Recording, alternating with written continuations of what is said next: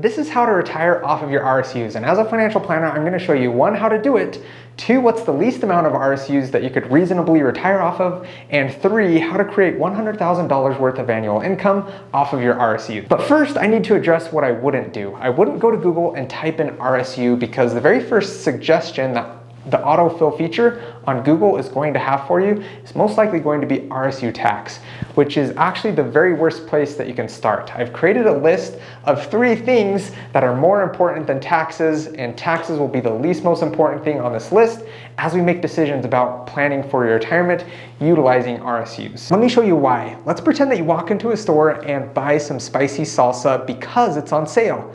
Not because you like it or need it, but solely because it's on sale. Your focus on the sale led to irrational decision making. Likewise, focusing on taxes can lead to rational decision making when making decisions around your retirement and especially RSUs. Once we start to learn about taxes, we dangerously start to frame and anchor all of our thinking to optimize taxes, which is one of the biggest mistakes because RSUs have no exclusive tax benefit. Let me say that again. There is no tax benefit to RSUs that you can't find in just any other stock. So let me go ahead and walk you through the framework of how to retire on RSUs. So the first thing that I would actually start doing is diving into several things. One is what future expenses you have. Are you going to be purchasing a house in the near future, funding a master's degree? I don't know what it is, funding a child's education. We need to be asking ourselves what those important things are because that's going to decide how our retirement goes with our RSUs. So I like to refer to this one as our values and goals. Specifically, when it comes to retirement, we need to ask ourselves, well, how much income do I want to retire on? Is it $50,000 a year? Is it $100,000? Is it $200,000? And we also need to ask ourselves perhaps what age we want to retire at and how many years until we hit that age. Is it 50? Is it 37? Is it 42? We need to uncover these values and goals that will help us understand better how we need to think about our RSUs in the context of preparing for retirement.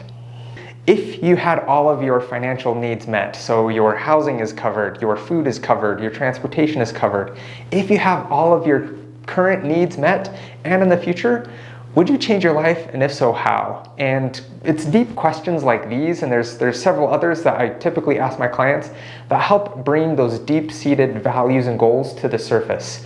Not all of us have a written list of goals or values, and so deep questions such as why is money important to you, that really helps us think a little bit deeper about why we want to retire early or at what income we want to retire. So that's why this is super important. Let's go ahead and jump to the second most important thing.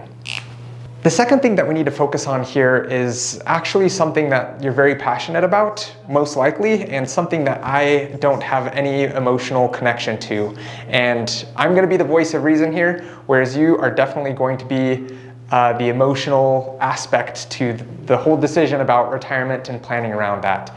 So I know that you have been working at this company because you have RSUs there. Maybe you have them at several companies. Regardless, typically employees that work at companies have been drinking the company Kool-Aid is what they say, meaning that they believe in the company and maybe there's good reason to believe it. Maybe there's an awesome culture. Maybe the financials of the company are extremely strong. And there's all of these great and fair reasons about the market conditions and the past performance of the company stock. All of these things may be valid, but the problem is that we are, metaphorically speaking, putting all of our eggs into one basket. In reality, we need to step away and see the bigger picture. It's really hard when you're drinking the Kool-Aid and you spent 4 or 5 or 6 or 10 years at this company putting your sweat and heart into it. It's really hard to zoom out. And so that's what I'm going to do with you just right now, is seeing the big picture. And the whole reason we want to do this is because of the things that are outside of our control. For example, what if there was a tax law that went into place that affected S&P 500 or large cap companies? So your company, despite it having great financials, internally everything looks good, something externally has affected your company. And maybe it affects the stock price of the company, therefore affecting your RSUs and your ability to retire early. So we definitely don't want to be completely and solely bought into your company. from that standpoint. And here's just another example. The pandemic affected a lot of companies, some negatively, some positively. That's another force that is outside of our control. There's also war. War is something that's outside of our control, and I'm not gonna sit here and walk through all of the things that are outside of our control that can have a negative impact on your company. So that's why number 2 is addressing risk tolerance and risk capacity. So risk tolerance is referring to that emotional ability that you have when you're fully invested in your stock. So let's say that your whole retirement is invested in your company's RSUs, your company's stock. And so how are you going to be sleeping at night knowing that your financial future, your retirement, is all dependent upon a single company that could be subject to exterior things that you and your company have no and absolute zero control over? So risk tolerance is asking, how well are you sleeping at night? Are you pacing the room back and forth in a cold sweat, just watching the stock market and seeing how your company's price fluctuates? So this is very much about willingness and the emotional aspect. Risk capacity is dealing less with emotions and willingness and more with ability and financials. So this I can understand if I were to look at your financials. So looking at your net worth and your cash flow, can you financially afford to take on this risk of continuing to hold on to your company's stock? So even if you have the emotional willingness to take on this risk, does it make sense financially for you and your financial situation?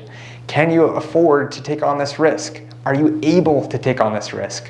So that's really what we want to consider here, because we don't want to be betting your whole retirement and your financial future on a single company stock. We want to bet it on hundreds, if not thousands, of companies that are in a low-cost, globally diversified portfolio. Number 3 is where most people tend to start, and it's actually dealing with where we actually get to the cold hard cash and we start to look at the money ramifications. But let me just state that this whole framework works with other financial decisions. So it's not just for a framework for RSUs and individuals that are preparing to retire early off of RSUs, but it's a framework that you can use to, well, should I choose this investment? Or should I invest in the S&P 500? Should I be doing this? Should I buy a house? And the list goes on the financial things that you could apply this framework to. But specifically, number 3 is dealing with the financial merit to the decision. So what are the expected returns? What is your current savings rate? What is your spending rate? These things we need to know, or at least make some estimates around, because that's going to be so much more important than taxes. So number 4, which again in the order of hierarchy, tax is going to come last. And there's a few things that I wanted to address here. The first one is going to be something that's probably new to you. It's called asset location or tax diversification. You're familiar with the idea of diversification and making sure that not all of your eggs are in a single basket, or in other words, not your whole financial future being invested in your RSUs. We need to make sure that we get that diversified, which comes back to number 2 here. Emotionally, you probably won't want to take on that risk because it's just going to be too painful for you. And then financially, we also are most likely not going to be able to afford it. So that same idea is going to be applied to tax. And again, that term is asset location or tax diversification. And there's 3 different places that you can put your assets. You can either put them into a taxable brokerage account, you can put them into a traditional account, or a Roth account. And so those are the 3 main ones, and the difference between those is when they're taxed. Typically, when we're looking at Roth accounts, those are taxed up front. When we look at traditional accounts, those assets are taxed when you pull them out in retirement, and then in taxable accounts, those assets are also sold or taxed when you sell them.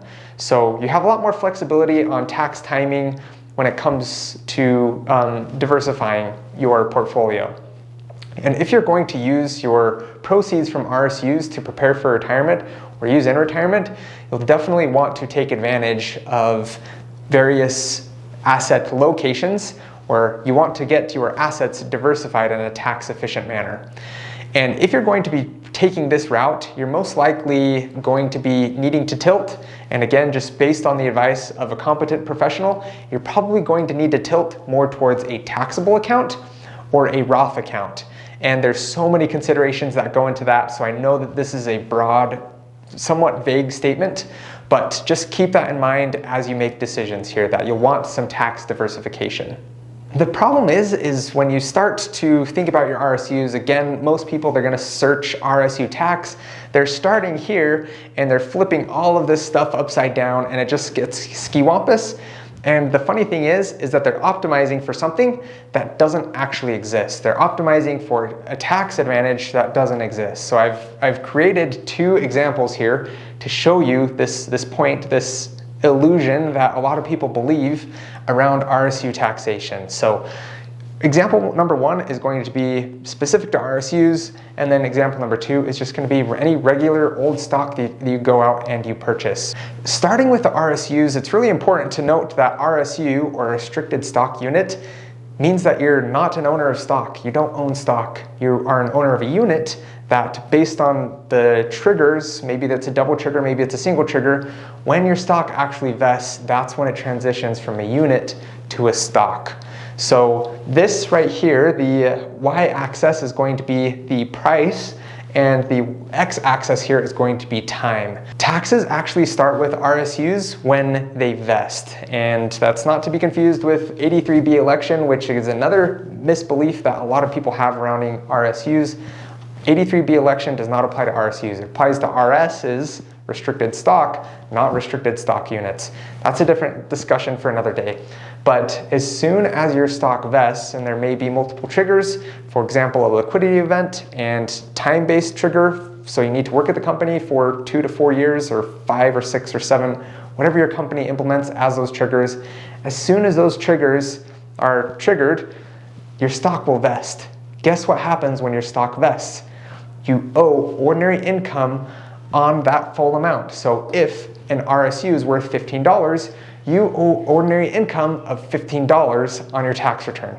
You are paying taxes when your stock vests because you are becoming an owner of an actual stock now. You were an owner of units, now you're an owner of physical stock. So let's talk about you becoming an owner of physical stock just outside of your company. So if you wanted to go and purchase company stock XYZ, then you can go and do that. You become an owner of stock. And I know I said stock purchase.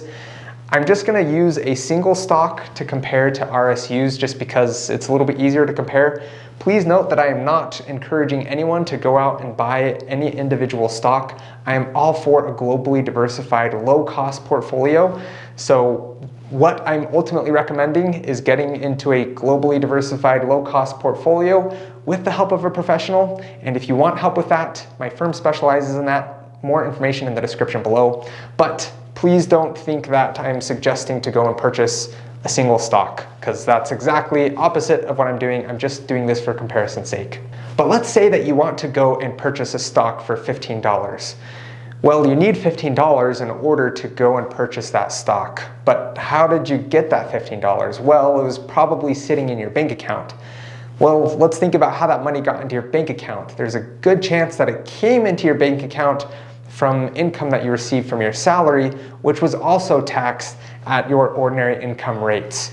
So if you think about it, the money that's going to be used to purchase this $15 worth of stock has been taxed at ordinary income. That's the exact same of this, as far as this RSU is concerned, of this $15 has been taxed. You will be taxed the time when it vests. Down here, the money was taxed prior, but now you're using those funds to go and purchase stock. So right now, as you become an owner of stock, there is no tax difference up to this point. You'll notice that if your stock has grown by $10, it's going to become subject to either short-term capital gains or long-term capital gains, again, depending on that holding period. And so I've written up here ST for short-term, LT for long-term, with $10 worth of gain attached to that. So that's $10 worth of gain, not $10 worth of tax. It's $10 that's going to be subject to the tax rates. And you'll notice that's the exact same down here as if you were to go to the market and purchase an individual stock. You would have $10 worth of either short-term or long-term capital gains. So from a tax perspective, there is no actual benefit to RSUs. It's the exact same as if you were to purchase an individual stock. So therein lies the problem of people believing that RSUs have some tax benefit, and what they're actually doing is they're taking on risk by holding on to RSUs. And I've written risk here to kind of show that, but just know that not a lot of people recognize that they're taking on risk that they emotionally and financially can't take on, but it's just something that's the easiest course of action. Holding on to RSUs doesn't require any action. As soon as your RSUs vest, you get the stock placed in your account, and that's it. A lot of people don't pay attention to it, don't really care, don't really know what to do from there.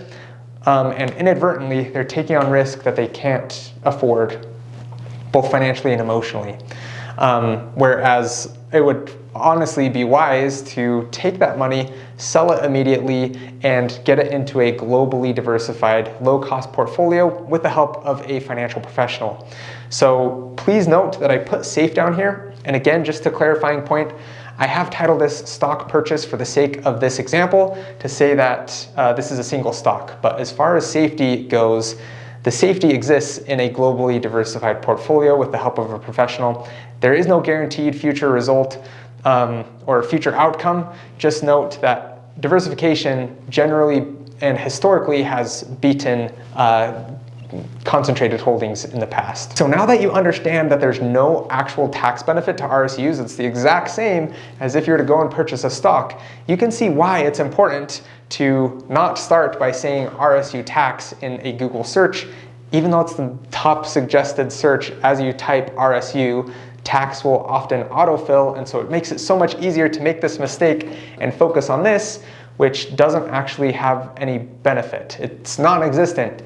And the articles will talk about RSUs in a vacuum. They'll just talk about the taxation of it. They'll mention long-term capital gains, and so people think, oh, I need to hold on to that stock because there's a tax benefit there.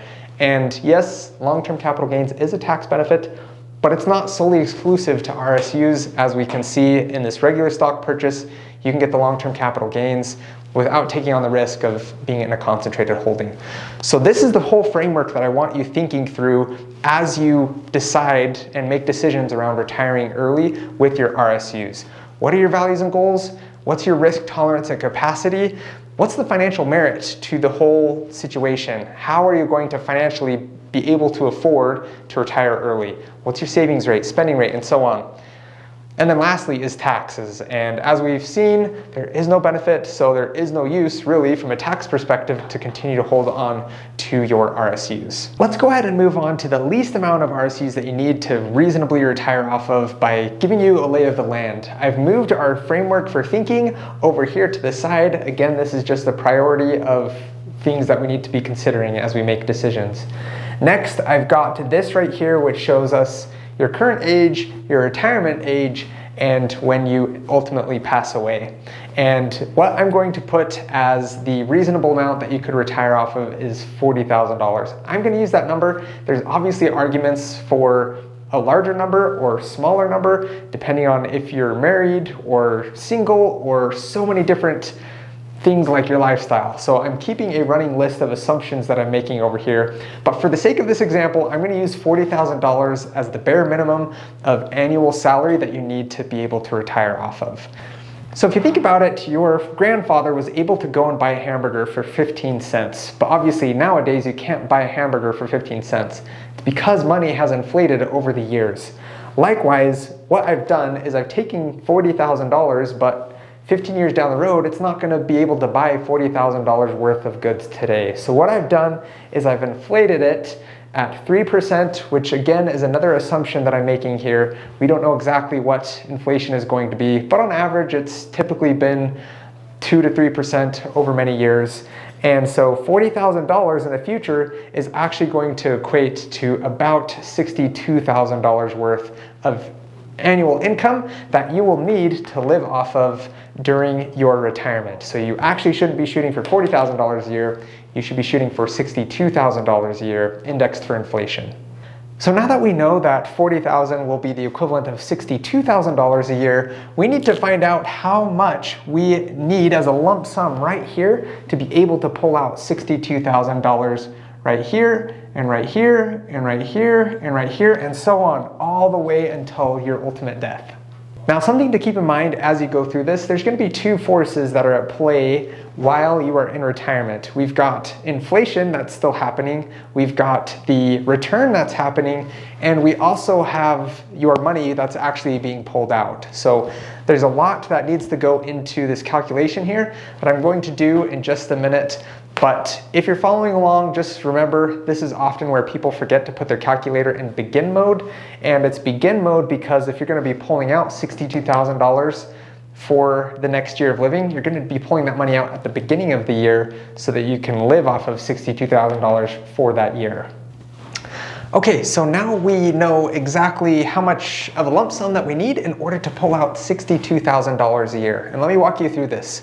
So I'm making an assumption here that one is 45 years old and they're living until 90. So that's the first assumption. We're going to assume that they have retirement income of the equivalent of $40,000 in today's dollars that they need being pulled out at the beginning of each year. So there's a few assumptions there. The next assumption is two things. One is inflation of 3% and then also a return of 7%. And again, those are just the two forces that are going to be working on the dollars right here from the time you retire to the time that you ultimately pass away. Those two forces are going to be at play. So I used an inflation adjusted rate of return of 3.8%. And again, just for the future value, I'm assuming that this individual will be dying with nothing. So if you want to leave $1 million inheritance to your kids, just know that this number will need to be bigger. But just a quick recap, we needed to inflate this $40,000. How much is that actually going to be when you retire? Well, it's going to be worth $62,000 per year. And then how much money of a lump sum do you need in order to be able to pull out $62,000 per year? And that will be $1.3 million, roughly $1.4 million of lump sum that you'll need to have by the age of 45 to live off of $62,000 per year.